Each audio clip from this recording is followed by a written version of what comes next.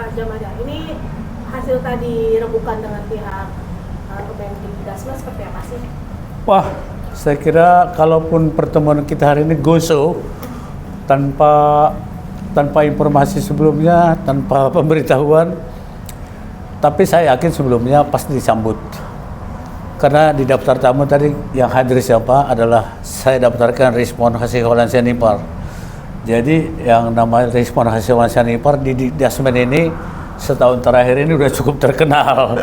Terkenal dan terkenal. Terkenal dulu, terkenal dalam arti gimana, terkenal sekarang beda gitu ya.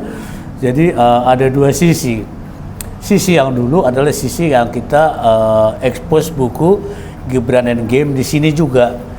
Makanya tadi pertemuan tadi dengan dua pejabat PPID-nya luar biasa ya, dan mereka juga udah mengenal kita, kalaupun mungkin kenal secara wajah, khususnya klien saya Rismon, dan pembahasan tadi sangat luar biasa dan mengerti gitu loh. Dan mereka juga menerima kami tentunya tidak sembarangan, mungkin berdebar-debar juga gitu loh. Karena apa, tujuan kami ke sini kan sebelum kami benar-benar menunggu jadwal pertemuan dengan Mas Gibran, wakil presiden kita. Oleh sebab itu, dokumen atau data sangat perlu yang kami butuhkan, khususnya direspon dalam penulisan buku selanjutnya. Saya kira itu yang pembukaan dari saya. Untuk materinya nanti silakan klien Rismon menjelaskannya. Oke, mungkin tadi pembahasannya dan mungkin tadi kan bisa dibilang diterima oleh dengan baik ya oleh pihak kementerian sendiri. Nah, mungkin ada kedepannya seperti apa nih Mas Rismon untuk setelah tadi sudah bersama, apakah harus menunggu dulu atau bagaimana? Ya, nanti koordinasi kan ya dengan pengacara saya, Bang Jamada Girsang, berikut dengan pejabat PPID di Kemendikbudristek ini terkait dengan bahan-bahan kajian kurikulum maupun silabus dan lainnya. Ya, banyak sekali ya. Kajian silabus itu bisa berapa ratus halaman dan kajian kurikulum juga berapa ratus halaman, sehingga terbitlah penyetaraan SMK untuk Gibran Rakabuming Raka ya Mas Wapres. Jadi nggak sepele kita. Nah, ketika bahan itu kita baca, terus saya akan kaji lagi kan gitu. Saya akan kaji lagi berdasarkan pengetahuan saya menyetarakan kurikulum ya kan dan silabus. Dan kesalahan tadi seperti saya ceritakan, kesalahan saya dalam buku Gibran Endgame itu ternyata kurikulum yang berlaku saat itu adalah kurikulum berbasis kompetensi KBK, berbeda dengan kurikulum Merdeka ya. Apa perbedaannya nanti di buku tersebut gitu loh. Jadi jangan seperti kaum mereka ya mengkriminalisasi penulis buku dan buku itu sendiri tapi tidak mampu menulis buku ya. Biarkan pengetahuan itu berkembang ya, ditulis oleh penulis, dan rencananya nanti buku ini kita akan sebar juga ya, seperti buku autentikasi ijazah Jokowi ya, itu kita sebar ke perpustakaan seluruh Indonesia 1000 buku gitu aja ya. Jadi niat komersialisasi itu jauh dari itu, tapi lebih fokus pada mengedukasi orang, sehingga nanti jangan buku Gibran Endgame itu begitu mereka tahu isinya langsung dipakai untuk propaganda politik mereka ya, gitu ya.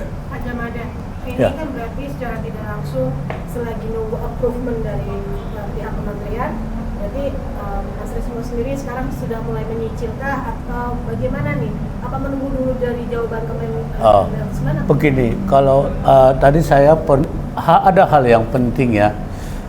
Tadi saya kan kuasa hukum Rismon.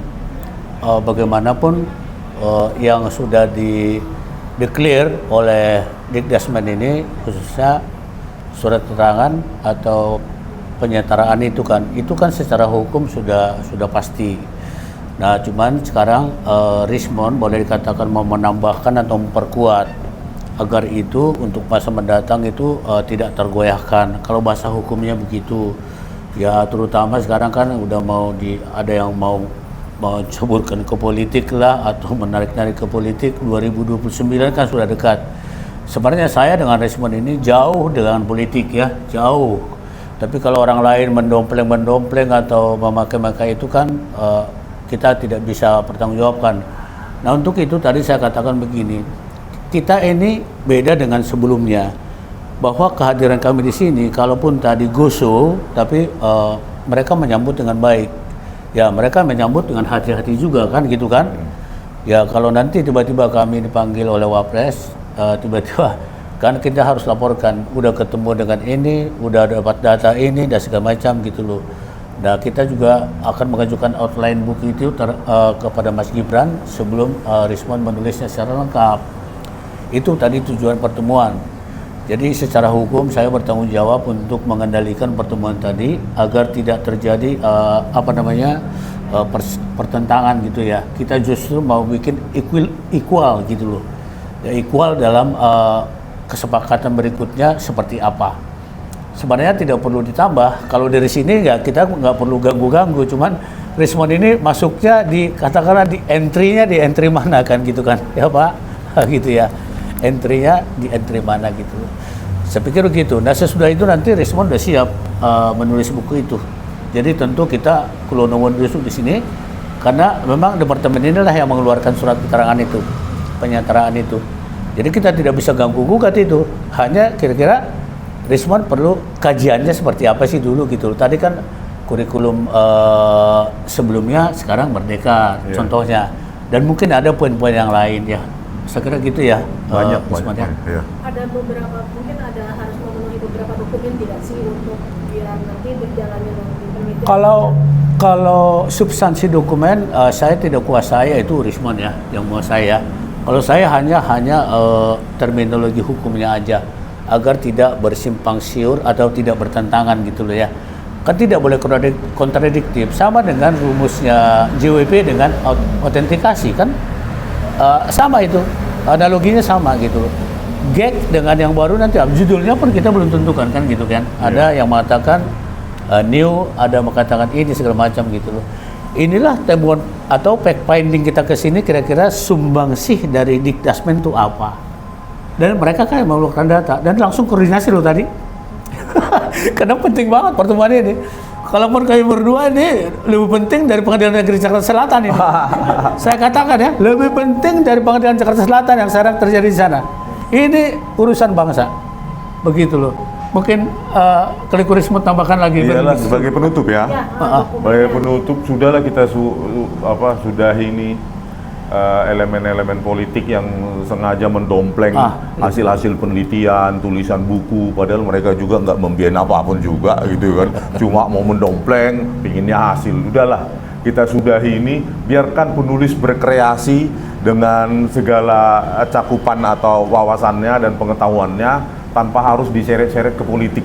Anti banget saya ya dengan hal seperti itu. Nanti kalau semua tulisan atau tulisan buku dari penulis dibawa-bawa ke politik, nanti hancur negara ini ya. Jadi apalagi yang sekarang sedang terdakwa ya, yang politisi berbulu peneliti ini, nah inilah hancurnya ya. Orang yang nggak kompeten, yang nggak punya background studi formal, matematik dan lainnya yang mendasari digital atau yang dia klaim itu telematika, ini menjadi huru hara di negara ini. Padahal orang ini sebenarnya nggak layak dijadikan ahli, kecuali ahli Visipol ya. Karena S1-nya adalah Fakultas Ilmu Sosial dan Politik. Nah, karena orang ini sekarang Indonesia ini jadi kayak barbar. Iya, kayak barbar dan ribut gitu loh. Padahal keributan ini ya dari orang yang mengaku ahli tanpa pengetahuan apapun. Bayangkan itu. Itulah politik. Ya, dengan enteng sebenarnya, tapi sayangkan negara kita dipenuhi orang-orang yang nggak validasi. Brosurnya coba, menurut yang paling sederhana saja, menurut ChatGPT aja dia politisi loh, bukan peneliti. Gitu loh. Ya, kok bisa dia pakai ganti baju menjadi peneliti kan, dan itu disebarluaskan. Jadi biarkan, makanya saya bilang biarkan buku itu hasil tulisan penulis itu pada domain pengayaan wawasan untuk edukasi, bukan dibawa-bawa ke politik. jenuh sekali saya kayak gitu ya. Kalau bisa ke depan harus kita jauhi apapun yang kita tulis jangan dibawa ke politik. Oke, gitu ya. Siap, baik. Terima kasih Bang.